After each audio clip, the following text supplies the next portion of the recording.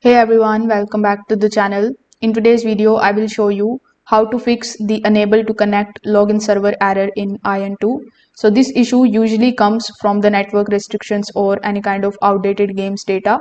You can fix it with just a few quick steps. In the first step, you will have to start restarting your network connection. So if you are playing the game on your mobile device, you just have to simply swipe down your notification bar on the top. There you will see the airplane mode. If you are using it on your PC, you will see the airplane mode over here.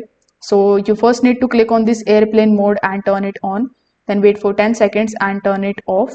After that, you just have to see whether there is an improvement in your internet connection. You can also try switching between your Wi-Fi and your mobile network so that you could get the good network and you could fix the login server error.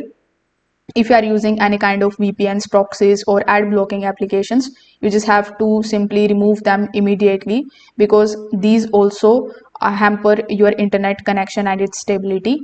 After this particular method, you just have to check whether the issue is fixed or not. If the issue still persists, you can also try updating your application or clearing the cache from the settings of your account. If this video helped you out, make sure that you like this video and subscribe to the channel. Thanks for watching.